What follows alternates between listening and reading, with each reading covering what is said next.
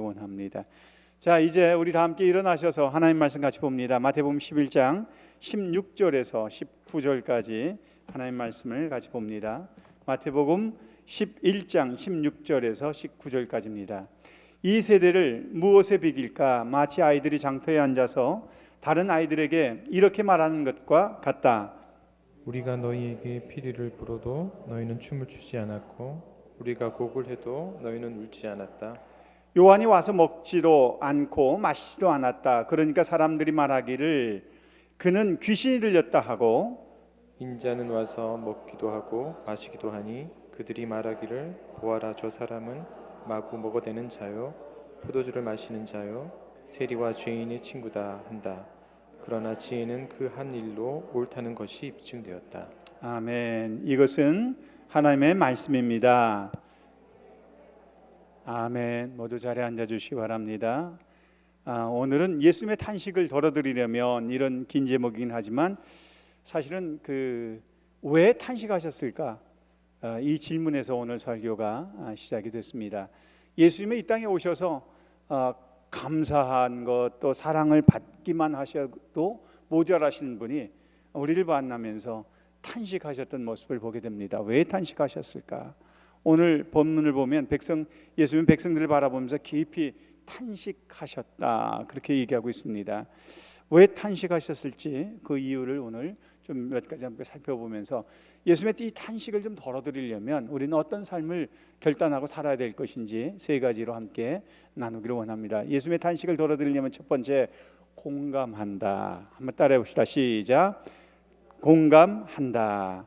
자, 16절 17절 거기 같이 함께 읽어보십시다. 16절, 이 세대를 무엇에 비길까? 마치 아이들이 장터에 앉아서 다른 아이들에게 이렇게 말하는 것과 같다. 17절 시작.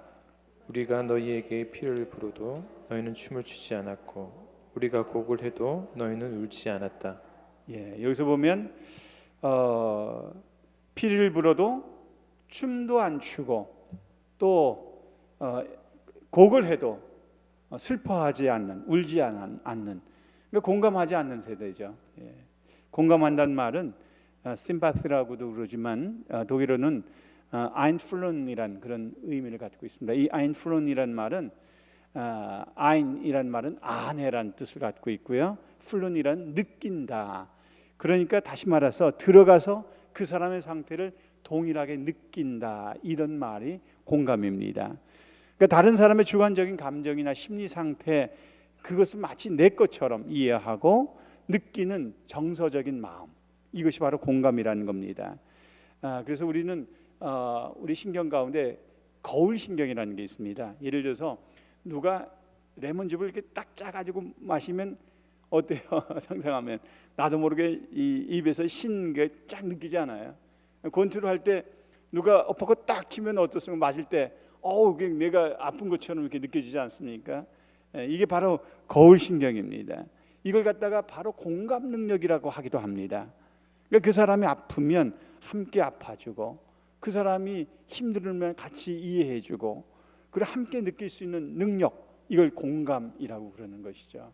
여기서 보면 예수님께서 이 땅에 오셨는데 너희가 피를 불어도 춤을 추지 않고 그렇게 슬퍼하고 애곡하는데도 아무도 울지 않았다는 거예요. 그러니까 아무도 예수님의 말씀에 공감하는 사람이 있었다 없었다? 없었다는 겁니다. 그러니까 이 세대를 보면서 예수님께서는 그렇게 탄식하고 계시다는 거예요. 왜? 공감하지 않기 때문에. 오늘도 우리가 예배를 드리면서 예배의 말씀에 공감한다는 것은 예수님의 마음과 내가 하나가 돼서 그대로 살려고 노력하고 애쓰고 하나님 나라와 의를 구하게 될 때 우리는 예수의 말씀에 공감하는 복된 성도가 될 줄로 믿습니다. 그러면서 우리는 공감해야 됩니다. 예수님이 이 땅에 오셔서 아파하시는데 사람들은 아무도 아파하지 않아요. 이 반응에 대해서 탄식하시는 거예요. 마치 그래서 예수님은 이걸 아이들이 피를 불어도 춤을 추지 않고 애곡을 해도 울지 않는 그것에 비유를 하신 거예요. 저는 오늘날 세대랑 너무너무 비슷하다, 그렇게 생각이 됩니다. 하나님 아무리 말씀하셔도 우리는 무감각해요. 느끼질 않아요. 이미 성경에서 그렇게 얘기하고 있죠. 마지막 세대가 되면 사람들에게 무정한 세대가 온다.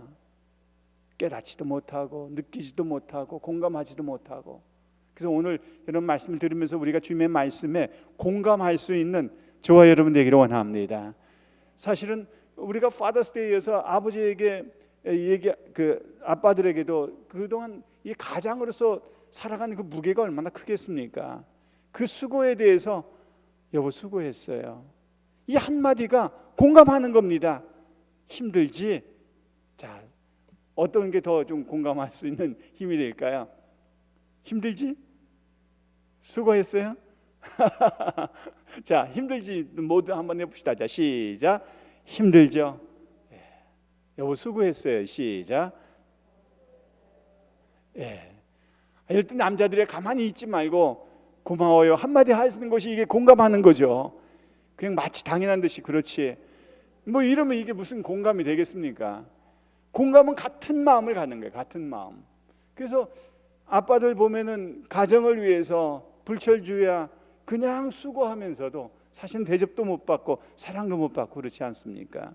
그런 면에서 오늘 하루라도 그 수고에 대해서 감사할 때 우리가 같은 마음을 가지고 공감할 수 있는 그런 면에서 우리는 주님과도 우리와의 관계가 공감할 수 있으면 어떻게 될까?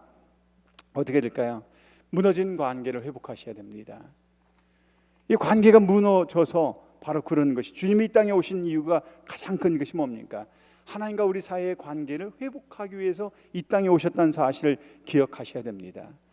주님은 우리를 창조하실 때에 지정의 인격적인 존재로 그렇게 창조를 해주셨습니다. 그래서 지적인 것을 통해서 알게, 지식적으로 알게 하시고 느끼게 해주시고 의지적으로 내가 그렇게 살아갈 수 있도록 결단하게 해주시고, 그래서 주님께서 이 땅에 오셔서 하나님 나라에 대해서 알 수 있도록 가르쳐 주셨어요. 천국은 이런 것이다.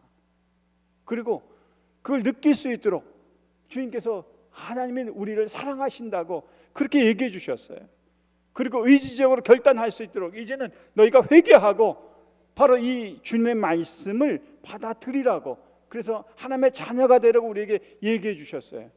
그런데 아무도 춤도 안 춰요. 슬퍼하지도 않아요. 관심이 없는 겁니다.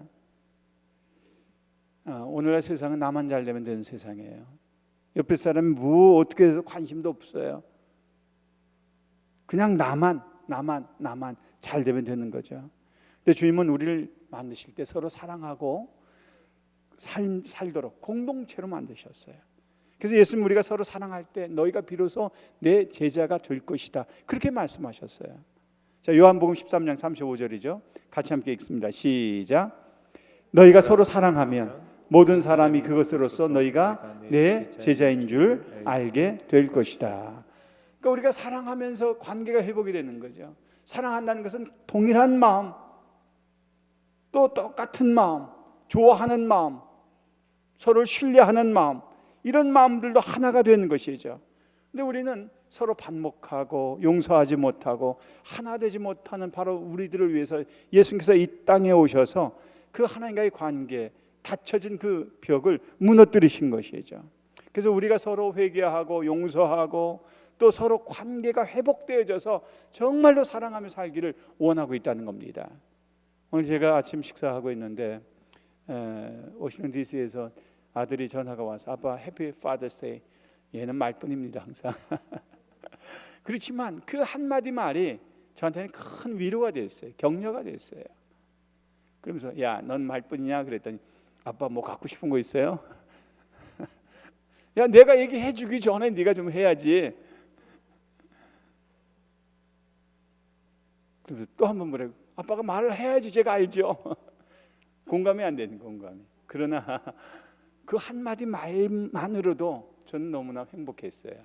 아침에 식사를 하면서 할 얘기도 없는데 그냥 이것저것 묻고 시간 보내고, 그리고 그 아이가 말을 갖다 끝까지 들어주는 거에 대해서 너무너무 감사했습니다.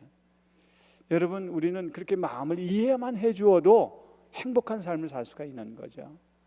그래서 내 마음이 이해될 뿐만 아니라 우리가 하나님의 마음을 이해하고 예수님의 마음을 이해해서 그 무너진 관계가 회복된다면 바로 그것이 행복 아닐까요? 그런 면에서 오늘 뭘 주고받고 하는 것도 참 중요하지만 물론 주고받아야 됩니다. 왜? 그게 마음이니까.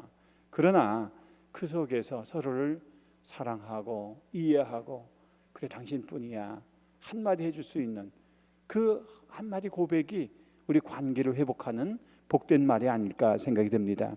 이런 믿음을 갖게 되면 용서가 따라옵니다. 왜? 내가 용서받은 자이기 때문에 그렇습니다. 용서받은 죄인인 것처럼 누군가를 사랑하고 용서할 수 있는 힘이 생기는 거죠. 그 믿음을 갖게 되면 사랑이 싹 틉니다. 왜? 십자가의 사랑을 받았기 때문입니다. 연약한 자에 대한 긍휼한 마음이 있고 사랑이 싹 트게 되는 거죠. 예수님께서 자신을 희생해서 주신 그 구원에 대한 귀한 은혜를 나누고자 하는 그런 마음이 싹 트게 됩니다. 무엇보다 사랑하는 사람으로 변화되어져 가는 겁니다. 믿음을 갖게 되면 또 섬기는 사람이 됩니다. 예수님께서 우리에게 섬겨주신 것 같이 연약한 자들 향한 섬김이 자연스럽게 몸에 배우게 되고 그리고 그 영혼의 필요가 무엇인지를 관심을 갖게 되고 채워주고 그러면서 우리 마음에 행복한 삶을 살게 되는 거죠. 지난주에 제가 우리 나바 인디안들 가는데 좀 함께 선교에 동참해 주셨으면 좋겠습니다. 쌀 우리 교회에 해당된 것이 한 10포 정도입니다. 그리고 이 밀가루 50파운드짜리 하나입니다. 지난주 헌금을 하셨는데 딱 그만큼만 나왔어요. 마스크 살 돈도 세정제 살 돈도 좀 더 필요한데 그 돈이 안 나왔어요. 그런데 이번에 그 TLC 이 베트남 교회에서 세 교회가 이렇게 모았는데 보니까 쌀이 수십 포대가 50포대도 넘게 이렇게 쌓여져 있더라고요. 그걸 보면서 제가 얼마나 감사했는지 몰라요. 밀가루가 한쪽에 쑥 쌓여 있고 또 마스크가 쌓여져 있고 그러면서 마치 우리가 하는 것은 아주 작은 부분인데 그 일에 섬김에 동참할 수 있는 그 행복과 기쁨이 제 안에 차고 넘치는. 그래서 제가 우리 간사님한테 그거 좀 사진들 다 우리 홈페이지에다 좀 올려놨으면 좋겠다. 이제 이분이 조금 있으면 떠납니다. 22일 날이니까 오늘 20일이니까 내일 떠나시는 것 같아요. 가가지고 그 나버 인디안들에게 쌀을 나눠주고 또 그 밀가루를 나눠주고 세정제를 나눠주고 마스크를 나눠주고 그들의 필요한 것들을 공급해주게 될 것입니다. 여러분 이게 사실은 공감하는 마음입니다. 공감하는 마음. 내가 많은 걸 다 책임질 수는 없지만 그래 마스크 하나라도 내가 사야겠다. 내가 세정제 하나라도 사줘야 되겠다. 이 공감할 때 우리는 행복해지는 겁니다. 여러분 대한민국 우리 제일 행복했을 때 중에 하나가 제가 최근에 꼽으라면 2002년도 월드컵 때가 아니었을까 싶어요. 우리 아이들이 한국에 갔는데 지들네가 뭘 대한민국 축구를 알겠습니까? 월드컵도 그때 처음 봤는데 근데 대한민국 가면은 이 박수 치는데요. 애들이 와가지고 한동안 꽤 오랫동안 그 일을 했어요. 비더 레드 이 빨간 옷을 입고 말이죠. 그것이 행복인 겁니다. 왜? 같이 공감하는 능력이 있기 때문에. 그래서 우리가 주님이 말씀하시면 우리 마음을 활짝 열고 예수님과 공감할 수 있는 저와 여러분 되기를 주의 이름으로 축원합니다. 그래서 가정도 공감할 때 행복하고요. 교회도 목장도 공감할 때 행복한 공동체가 되는 겁니다. 공감하기 위해서는 여러분 시비가 아니라 인정해 줘야 됩니다. 뭐 하자? 시비가 아니라 인정해야 됩니다. 예수님께서 오셔서 말씀을 하셔도 따르지 않는 세상, 아무런 반응이 없는 거에 대해서 예수님은 많이 아파하셨습니다. 백성들은 오직 한 가지 예수님께 요구한 게 있습니다. 그게 뭘까요? 오직 기적이었습니다. 표적이었습니다. 그리고 대부분은 예수님께 나와서 시비를 걸었습니다. 어떻게 시비를 걸었을까요? 마가복음 8장 11절 12절 바리새파 사람들이 나와서는 예수에게 시비를 걸기 시작하였다. 그들은 예수를 시험하느라고 그에게 하늘로부터 내리는 표징을 요구하였다. 12절 시작. 예수께서는 마음속으로 깊이 탄식하시고서 말씀하셨다. 어찌하여 이 세대가 표징을 요구하는가? 내가 진정으로 너희에게 말한다. 이 세대는 아무 표징도 받지 못할 것이다. 여러분 예수님 당시에 예루살렘 베들레헴까지 닫혀서 살고 있었던 인구가 몇만인 줄 아십니까? 한 6만 명, 많이 본 사람 60만 명이라고 하는데 한 6만 명. 그 중에 한 10%가 6천 명 정도가 바리새인이었다고 그럽니다. 근데 바로 그 사람들이 시비를 걸고 예수의 말씀을 듣지 못하도록 비틀어 놓는 바람에 그 대다수가 하나님의 말씀을 듣는데 어려웠습니다. 특별히 시비를 거는 사람들이 바리새인들이었다. 그들은 배운 지식과 율법을 가지고 하나님의 나라를 세워가는 게 아니라 오히려 무너뜨리는 일에 앞장섰던 사람들이 바로 이 사람들이었습니다. 그들의 문제는 뭐였을까요? 지식은 있었지만 공감하는 능력이 그들에게 없었다는 겁니다. 예수님이 이 땅에 오실 수밖에 없었던 그 애절한 마음을 공감했더라면 그들은 예수님 앞에 사랑으로 또 예수님을 기쁨으로 맞이하고 함께 그 사역을 누릴 수 있었을 것이라고 저는 기대가 됩니다. 그런데 이 사람들 항상 한 가지만 관심을 뒀어요. 어떻게 하면 저를 트집 잡아서 고발할까? 요한복음 8장 6절도 그렇습니다. 같이 함께 읽어볼까요? 자, 시작. 그들이 이렇게 말하는 것은 예수를 시험하여 고발할 구실을 찾으려는 속셈이었다. 그러니까 이 사람들은 예수님이 잘 되는 것을 못 본 겁니다. 특별히 우리도 생활하면서 자기와 비슷한 사람들이 잘 되면 다른 사람들보다 더 많이 시기하고 질투한다는 거 아십니까? 비슷한 나이, 비슷한 직업, 비슷한 환경, 더욱더 그런 것 같아요. 근데 저는 참 가정교회 이 목표가 참 좋은데 우리는 섬기는 리더십, 두 번째로 섬기는 리더십을 갖고 있죠. 그 중에 하나가 뭡니까? 그 사람이 잘 되도록 성공시켜준다. 그러니까 우리는 그 사람을 비켜놓고 비방하고 시기하고 질투하는 게 아니라 그 사람이 잘 되도록 섬겨주는 것, 이걸 우리 신앙의 목표로 삼는 겁니다. 그러다 보니까 우리 속에 행복이 있는 겁니다. 왜? 나는 좀 부족하더라도 그가 잘 되는 것을 보기 때문에 그렇습니다. 기뻐하는 것이죠. 기뻐하는 것. 만일 이 바리새인들이 주님을 그렇게 인정하고 또 사랑해주고 공감해서 그 영혼 구원한 사역에 함께 동역을 했다면 어떻게 됐을까요? 아마 인생이 달라졌을 거라고 생각이 돼요. 그 수많은 6천 명이 넘는 바리새인들 가운데서 예수님에게 공감하고 함께 실천했던 사람은 딱 두 바리새인밖에 없었어요. 그 중에 하나가 아리마대 요셉입니다. 이 사람 예수님이 돌아가셨을 때 어떻습니까? 빌라도에게 직접 찾아가서 그 시체를 달라고, 그리고 한 번도 장사되지 않았던 그 묘실로 예수님을 장례를 치렀던 사람. 그런가 하면 그 니고데모, 사람이 어떻게 거듭나야 할 수 있겠습니까? 그랬던 이 니고데모가 어떻습니까? 예수님의 그 장례를 치르기 위해서 그 유향 100근을 갖고 와서 예수님의 장례를 아주 아름답게 잘 마무리했던 것을 볼 수가 있습니다. 그들은 섬김을 통해서 겉으로 나오지 않았지만 이 구속사적으로 본다면 예수님의 장례를 완성한 사람들이 바로 이 두 바리새인이었습니다. 즉 그들의 깨진 관계가, 예수님과의 관계가 회복하다 보니까 시기와 질투보다는 예수님의 필요를 채워주고 예수님이 그 모든 못했던 연약함들을 온전히 그들의 섬김을 통해서 완성해가는 그런 아름다운 헌신이 있었던 것이죠. 여러분, 우리도 주님의 마음, 이 자리에 와서 말씀 듣고 예배 드리는 것은 이 예수님의 마음으로 하나 되기 위해서 이 자리에 온 줄로 믿습니다. 그럴 때는 주님이 생각하는 마음, 주님이 원하시는 마음, 주님이 하고자 하는 그 마음이 우리의 소원이 될 때 하늘에 계신 주님은 기뻐하실 줄로 믿습니다. 그게 바로 우리가 해야 될 이유이기 때문입니다. 그렇기 때문에 우리는 이제는 예수님 앞에 나와서 예배드릴 때, 기도할 때, 찬송할 때 공감하는 마음을 회복하셔야 됩니다. 요한복음 1장 32절, 33절, 34절 거기 보시면 요한이, 여기 침례 요한이 말합니다. 침례 요한이 또 증언하여 말하였다. 나는 성령이 비둘기같이 하늘에서 내려와서 이분 위에 머무는 것을 보았습니다. 33절 시작. 나도 이분을 몰랐습니다. 그러나 나를 보내어 물로 침례를 주게 하신 분이 나에게 말씀하시기를 성령이 어떤 사람 위에 내려와서 머무는 것을 보거든 그가 바로 성령으로 침례를 주시는 분임을 알아라 하셨습니다. 자, 3, 4절. 그런데 나는 그것을 보았습니다. 그래서 나는 이분이 하나님의 아들이라고 증언하였습니다. 침례 요한은 예수님을 처음으로 하나님의 아들이라고 증언한 사람이었습니다. 문제는 뭡니까요? 그 믿음을 키우지 못했다는 겁니다. 지식적으로는 알고 있었지만 하나님과의 관계에서 성령을 통해서 예수님이 하나님의 아들이라는 사실도 알았지만, 하나님의 어린 양이라는 것도 알았지만 믿음을 키우지 못했어요. 마지막에 어떻게 됩니까? 예수님을 의심했고, 내가 기다려야 될 이가 바로 당신입니까? 아니면 더 기다려야 될 것입니까?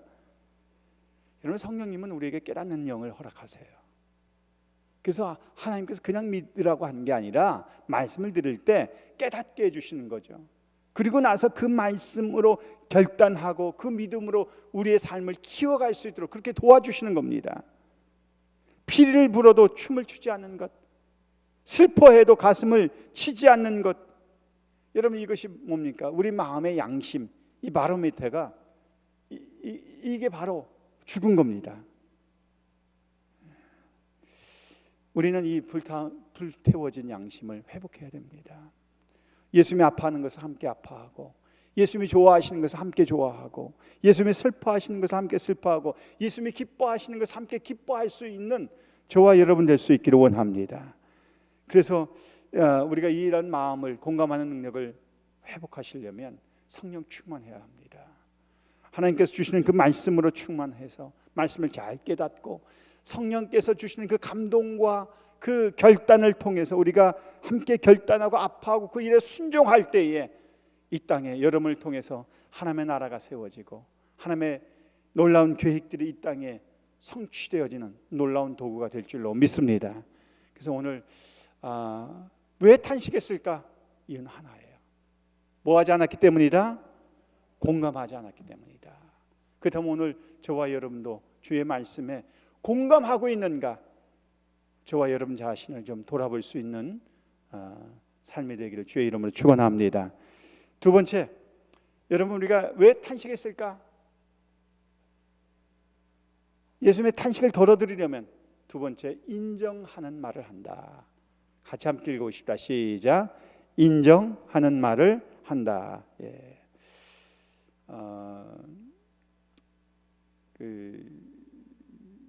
침례 요한이 와서 먹고 마시고 마시지도 않고 했는데 사람들은 이 요한을 얘기할 때 뭐라고 했는지 아세요? 귀신 들렸다. 한마디로 그를 왜곡하는 것을 볼 수가 있습니다. 자, 거기 마태복음 11장 18절입니다. 같이 함께 읽어보십시다. 자, 시작. 요한이 와서 먹지도 않고 마시지도 않았다. 그러니까 사람들이 말하기를 그는 귀신 들렸다. 예수님이 침례 요한을 인정한 것이 몇 가지 있었습니다. 뭐였습니까? 그는 예언자였다는 겁니다. 마지막 예언자. 그리고 여자가 낳은 사람 중에서 가장 큰 자이다. 예수님은 침례 요한을 여러 가지로 인정을 해 주었습니다. 예언자로, 마지막 예언자로. 근데 사람들은 한마디로 딱 그를 평가하고 말았어요. 그는 뭐다? 귀신 들린 자이다. 겉모습만 바라보면 침례 요한은 충분히 귀신 들린 사람 같아 보입니다. 평생을 낙타 털옷을 입고 살았죠. 그리고 집도 없이 광야에서 살았죠. 그리고 메뚜기 잡아먹었죠. 석청, 뿔을 먹고 자랐죠. 그러면서 사람들에게 회개하라고 머리나 다듬었겠습니까? 이런 사람이 광야에 살면서 그 지저분한 모습으로 사람들 보면서 회개하라, 천국이 가까웠니라 이러면은 다들 미친 사람처럼 보여지지 않았을까요? 근데 우리는 사람을 볼 때 외모를 보시면 안 됩니다. 속 중심을 보셔야 합니다. 왜? 하나님께서 우리 중심을 보시기 때문에 그렇습니다. 사무엘상 16장 7절에 보면 하나님은 사무엘에게 그렇게 얘기하셨죠. 같이 함께 읽어보십시다. 시작. 그러나 주님께서 사무엘에게 이르셨다. 시작. 그의 준수한 겉모습과 큰 키만을 보아서는 안 된다.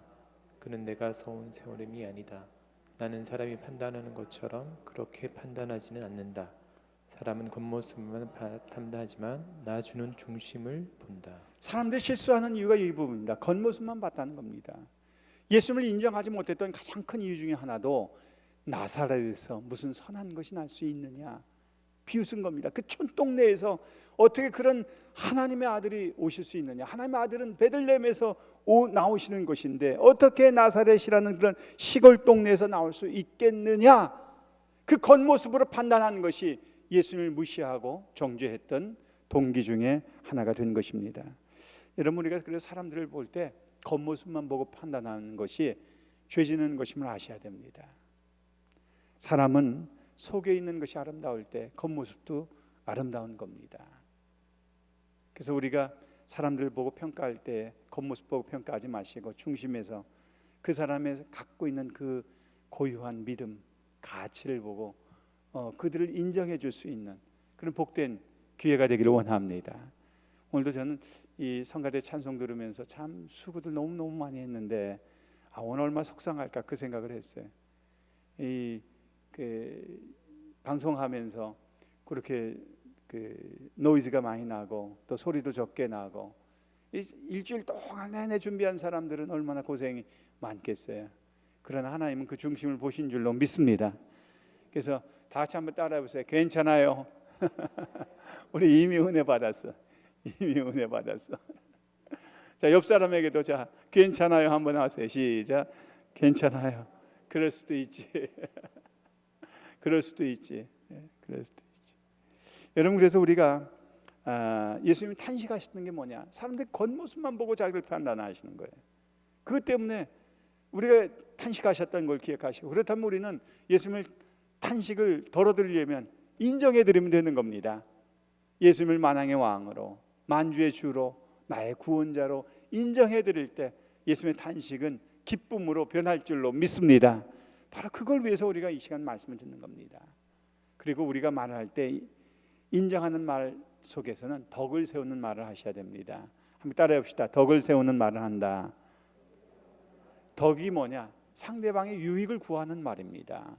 상대방을 유익하도록 말해주는 것, 이게 바로 덕을 세우는 말입니다. 고린도전서 10장 23절 24절에 그렇게 얘기하는데, 모든 것이 다 허용되었다고 사람들은 말하지만 모든 것이 다 유익한 것은 아닙니다. 모든 것이 다 허용된다고 사람들은 말하지만 모든 것이 다 덕을 세우는 것은 아닙니다. 자, 24절 시작. 아무도 자기의 유익을 추구하지 말고 남의 유익을 추구하십시오. 아멘, 아멘. 예. 제가 이렇게 좀 몸이 아프고 나서 보니까 식사가 옛날하고는 전혀 달라졌어요. 옛날에는 뭐 일주일에 매일같이 고기 안 먹은 적이 없었는데 요즘은 고기를 거의 안 먹습니다. 쉽게 얘기하면 다니엘 금식한다고 생각하시면 거의 맞습니다.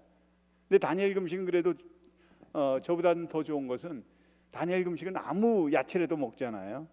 근데 지금 야채도 마음껏 못 먹습니다. 고구마도 못 먹습니다. 감자도 못 먹습니다. 먹는 게 굉장히 제한적입니다. 그러다 보니까 건강한 사람도 다니엘 금식하면 살이 빠집니까? 안 빠집니까? 빠지죠. 근데 제가 제일 듣기 싫은 소리 중에 하나가 뭐냐면 이렇게 살 빠졌어요. 그게 사실인데, 근데 똑같은 말을 우리 최영기 목사님이 아주 지혜롭게 하시더라고요. 이 목사 화면에 잘 나오겠는데 똑같은 말을 하는데 어떤 사람은 그냥 기가 팍 죽고 어떤 분은 기가 팍 사는 거예요. 그렇죠 목사님, 제가 요즘 화면빨 좀 봤습니다. 그렇게 말씀을 드렸는데 상대방에 들어서 유익한 말을 하라는 겁니다. 살 빠진 거 제가 모르겠어요. 근데 왜 이렇게 살이 빠졌어 하면 책임 추궁을 하는 것 같아요. 진짜 그렇지 않아요? 내가 마치 뭐 잘못해가지고 살 빠진 것처럼, 물론 잘못했죠. 병에 걸린 것은 잘못한 거지만 그래도 음식을 적게 먹어야 되고 또 조심해서 먹다 보니까 어쩔 수 없이 살이 빠질 수밖에 없어요. 그래서 우리 성도님들 저를 보면 목사님 오늘 화면빨 너무 잘 받았어요. 덕을 세우는 말입니다. 아이들 보면서도 살리는 말은 바로 그런 말들입니다. 너는 정말 잘 될 것 같아. 너 이 믿음이 얼마나 귀하니? 고맙다. 이번에 우리 BBS 준비하면서요. 요즘엔 우리 하기쁨 전사님이 영상 전문가 아닙니까? 바로 그 필름을 전공하셔서 그래서 아이들 BBS 찬양을 벌써 율동해가지고 올려놨어요, 유튜브에다. 근데 선생님들하고 앞에 우리 다은이가 나와서 이렇게 하는데 얼마나 이쁘게 하는지 보니까 달라요. 이 표현하는 게. 그리고 제가 어제 칭찬해 줬어요. 우리 하기쁨 전사님한테 너무너무 잘했다고. 여러분 그거 보면서 그냥 잘 될 수 있도록 격려해 주시고 칭찬해 주는 것, 이게 덕을 세우는 말입니다. 그럴 때에 행복한 가정, 또 예수님이 이 땅에 오셔서 우리에게 말씀해 주실 때 그 인정해 주는 말 우리가 한번 해주면 얼마나 좋으시겠어요. 사실은 예수님께서 그 인정해 주는 그 말 한마디 때문에 베드로를 축복해 주셨다는 거 아십니까? 베드로가 처음으로 예수님을 인정하잖아요. 주는 그리스도시요 살아계신 하나님의 아들이십니다. 인정해 주니까 그 말에 너무 기쁘셔가지고 바요나, 요하나, 시몬아 내가 복이 있도다. 바요나, 시몬아 내가 복이 있도다. 이것을 내게 알게 하신 이는 하늘에 계신 하나님이시다. 내가 이 믿음 위에, 반석 위에 교회를 세울 것이다. 음부의 권세가 결코 이기지 못할 것이다. 우리가 주님을 시인하면, 인정해드리면 하나님의 기쁨이 저와 여러분 안에 임할 뿐만 아니라 그것이 바로 하나님께 축복을 받는, 복을 받는 복된 길인 줄로 믿습니다. 그렇기 때문에 우리는 좀 덕을 세우는 말을 좀 하셔야 됩니다. 인정하는 말을 좀 하셔야 됩니다. 한번 따라합시다. 주는 그리스도시요 살아계신 하나님의 아들입니다. 아멘. 여러분, 잘하고 못하고 판단하고 정죄하는 말은 사람을 죽인다는 걸 아셔야 돼요. 그건 우리의 몫이 아닙니다. 그건 하나님이 하셔야 될 몫입니다. 우리가 해야 될 말은 덕을 세워주는 말입니다. 참 수고하셨습니다. 고맙습니다. 이 서로 덕을 세워주는 말, 칭찬해주는 말. 사실 침례요한은 자신을 정말 절제했습니다. 평생을 메뚜기하고 석청을 먹고 살아가는 것 자체가 얼마나 절제를 많이 한 겁니까? 자, 거기 마태복음 3장 4절이죠. 같이 함께 읽습니다. 시작. 요한은 낙타 털옷을 입고 허리에는 가죽띠를 띠었다. 그의 식물은 메뚜기와 들꿀이었다. 그는 자신을 절제하면서 다가오실 메시아를 바라보고 살았습니다. 평생 이 메뚜기만 먹고 또 꿀만 먹고 산 것 얼마나 힘들겠어요. 제가 요즘에 제한된 그 재료를 가지고 제한된 식사를 하다 보니까 너무너무 힘든 게 있어요. 뭐냐면 똑같은 걸 계속 반복해서 먹어야 되니까 입에 물린다는 거예요. 그래서 밥 먹을 때가 어떨 때는 전투하는 것 같아요. 제가 먹는 거 정말 좋아하는데 오직하면 제가 전투한다는 표현을 쓰겠습니까? 그 다 먹고 나면 너무너무 감사해. 오늘도 내 몫을 다 먹었구나. 왜 이렇게 밥 먹는 시간이 자주 오는지 모르겠어요. 내가 준비하는 것도 아닌데 그 준비하는 사람은 얼마나 더 힘들겠어요. 근데 침례요한은 평생 그 다가오실 메시아를 기다리면서 메뚜기하고 들에 꿀 가지고 먹고 살았단 말이에요. 얼마나 절제를 많이 했습니까? 근데 그가 한마디 말을 못한 거예요. 예수님을 메시아로 하나님의 아들로 인정한 그 믿음의 말을 못한 겁니다. 여러분, 우리도 침례요한처럼 흔들리면 안 됩니다. 끝까지 인정하는 말을 통해서 주님께 인정받고 또 하나님의 자녀라 칭찬받을 수 있는 복된 성도가 됐으면 좋겠습니다. 그래서 사랑의 5가지, 게리 체프만이 쓴 책 중에서 5가지 언어가 있죠. 마크 트웨인 같은 사람은 이런 말을 했어요. 나는 한 번 칭찬을 받으면 2달 동안을 잘 지낼 수 있다. 그렇다면 그는 뭡니까? 1년에 6번만 칭찬 받으면 행복한 삶을 살 수 있다는 거 아니겠어요?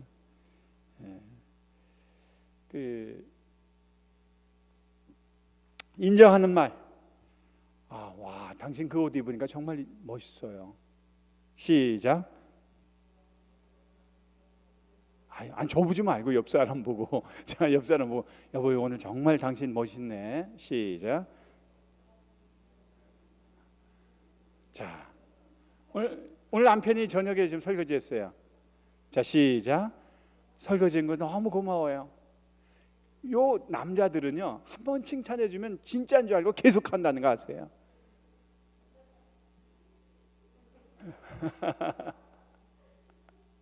시비 걸지 말고 저한테.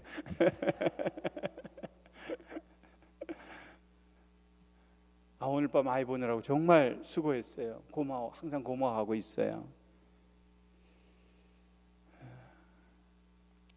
여보, 당신 잘 될 거야. 격려하는 말. 시작.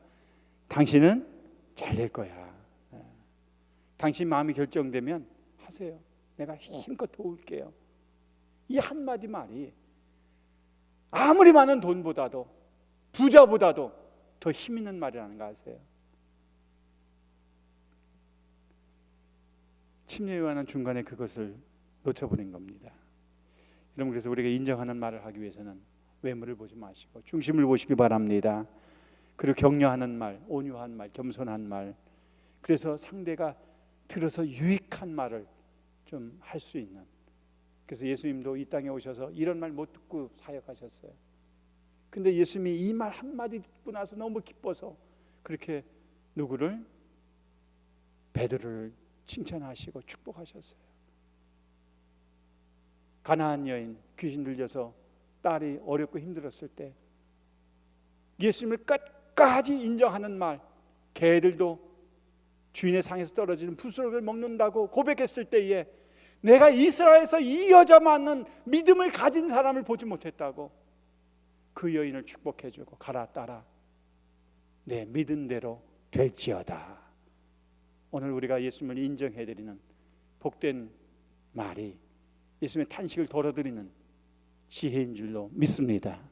그래서 예수님의 탄식을 덜어드리려면 인정하는 말을 하자. 아멘. 세 번째, 왜곡하지 않는다. 같이 함께 읽습니다. 시작. 왜곡하지 않는다. 자, 11장 19절입니다. 같이 함께 읽습니다. 자, 시작.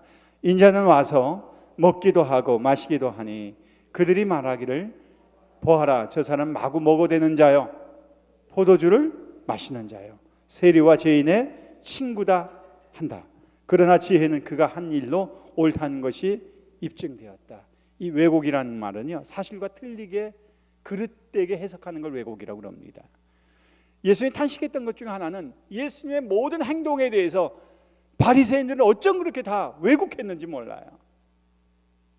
예수님 첫 번째 말씀하는 게 뭡니까? 여기서 보니까 탐식하는 자, 많이 먹는 자라는 거예요.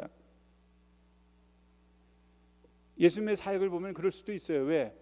예수님 늘 먹는 자리를 많이 만드셨거든요. 그래서 예수님이 가시는 곳곳마다 먹는 것이 끊어지지 않았어요. 심지어 첫 번째 기적도 가나의 혼인잔치에서 물을 포도주로 만드시지 않았습니까? 또 향유를 깨트린 여인도 먹는 자리에 와가지고 옥합을 깨트리지 않았습니까? 또 성찬식도 어떻습니까? 마지막 날 유월절 만찬에서 그 성찬의 의미를 가르쳐 주시지 않았습니까? 그러니까 먹는 것들이 늘 떠나지 않았어요. 그런데 바리새인들은 그걸 통해서 이루어지는 예수님의 가치를 못 보고 먹는 것만 생각을 한 거예요. 먹는 것만. 우리도 다른 사람을 보는 눈이 왜곡되면 안 됩니다. 대부분 사람은 자기가 갖고 있는 대로 상대방을 판단하고 보려고 하는 어리석음이 있기 때문에 그렇습니다. 중심을 봐줄 수 있어야 돼요. 중심을. 탐식하는 자. 또 뭐라고 얘기했습니까? 포도주를 마시는 자. 근데 그 당시에 오늘날 포도주하고 그 당시 포도주는 좀 달랐습니다. 왜요? 그 바리새인들은 주님을 술 좋아하는 자라고 아주 그 술꾼이라고 그렇게 얘기를 했어요. 근데 그 당시에 포도주는 오늘날 우리의 그 사이다 내놓은 것처럼 음료랑 거의 비슷했습니다. 물이 귀한 지역이었습니다. 또 날씨도 더운 지역이었고 메마른 그런 사막지대였습니다. 그래서 손님들을 접대할 때 우리가 커피 내놓는 것처럼 그 당시에 포도주를 권하는 것은 자연스러운 접대 문화 중에 하나였습니다. 또 이 포도주는 어떻습니까? 그 당시에 의료용으로도 쓰지 않았습니까? 그래서 선한 사마리아인이 길을 가다 강도 만난 자를 보고 그 상처를 포도주를 부어서 그 상처를 치유했다는 말이 성경에 나오지 않습니까? 그런데 이 바리새인들은 한마디로 예수님을 딱 왜곡해 버렸어요. 뭐 하는 자? 술 좋아하는 사람, 술꾼. 그렇다고 예수님이 술에 취해서 비틀거렸다는 말 한마디도 없습니다. 그런데도 왜곡하고 있습니다. 바리새인들의 그 왜곡이 주님을 탄식하게 만든 겁니다. 또 하나는 뭐였을까요? 세리와 죄인들의 친구라고 그렇게 불렀습니다. 바리새인들에게 있어서 세리와 가난한 자들은 죄인에 들어가는 범주였습니다. 왜냐하면 그 당시에 약 70%가 불황자들이었다고 그럽니다. 직업이 없이 떠도는 사람들이었다고 그럽니다. 근데 주님께서는 새들이나 창녀들을 보면서 그런 구원받아야 될 하나님의 자녀로 본 겁니다. 보는 눈이 달랐던 겁니다. 병든 사람을 보면서 귀찮은 자로 본 게 아니라 그 병이 치유받고 회복돼서 하나님 앞에 영광을 돌리는 거룩한 통로로 본 겁니다. 이러한 왜곡이 예수님을 깊이 탄식하게 만드는 거죠. 사람들은 인정하는 말 한마디 때문에 삶이 변합니다.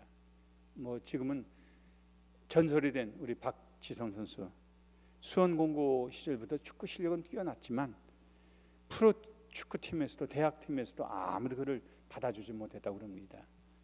근데 명지대 감독 중에 하나가 이 선수를 뽑고 싶은데 알아본 겁니다. 박지성의 그 가치를. 근데 축구부는 이미 다 차서 명지대학교의 테니스부 선수로 그렇게 뽑았다고 그래요. 그래서 축구를 시킨 겁니다. 그 후에 이 박지성 선수는 히딩크 감독을 만나서 제2의 인생을 살게 하죠. 프로 선수도 아니었고 유망주도 아니었던 박 선수를 뽑았던 히딩크 감독은 많은 비난과 여론을, 그 비난의 여론을 감내해야 됐다고 그럽니다. 미국 골드컵에서 부상을 입고 좌절하는 박 선수에게 히딩크 감독이 찾아왔습니다. 통역을 통해서 딱 한마디를 건넸다고 그럽니다. 당신은 훌륭한 선수가 될 자질을 갖고 있다. 박지성 선수는 자서전에서 그 1분의 칭찬이 자기 인생을 바꾸어 놓았다, 그렇게 얘기하고 있습니다. 그때부터 그는 자신 있게 모든 경기에 임했고, 잘 아시는 것처럼 유나이티드 맨체스터 그 팀의 지금도 레전드가 된 그런 선수로 회자되고 있습니다. 맨체스터 유나이티드에서 그래도 거쳐간 선수들 가운데 손꼽히는 선수 중에 한 명이 된 겁니다. 그 뒷받침에서는 히딩크 감독의 말 한마디, 당신은 훌륭한 선수가 될 자질을 갖고 있다. 여러분, 우리가 주님 앞에 섰을 때 우리는 우리가 했던 모든 말들이 심판받아야 된다는 사실을 아십니까? 마태복음 12장 36절 37절입니다. 자, 내가 너희에게 말한다. 사람들은 심판날에 자기가 말한, 시작, 온갖 쓸데없는 말을 해명하여야 할 것이다. 37절 시작. 너는 내가 한 말로 무죄 선고를 받기도 하고 유죄 선고를 받기도 할 것이다. 아멘. 전 예수님의 탄식이 어디서 왔는가? 바로 오늘 읽었던, 우리가 함께 나누었던 그 세 가지 때문입니다. 공감하지 않는 세대, 인정하지 않는 말, 또 왜곡했던 그들의 삶의 태도.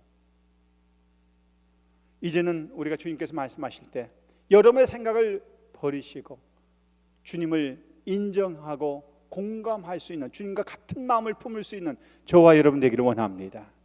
왜곡하는 자가 아니라 주님을 있는 그대로 나의 왕으로, 나의 메시아로, 나의 하나님으로 받아들일 수 있는 그 복된 믿음을 갖게 될 때 주님께서 우리를 통해서 이 땅에 영광을 받으시는 거룩한 삶이 될 줄로 믿습니다.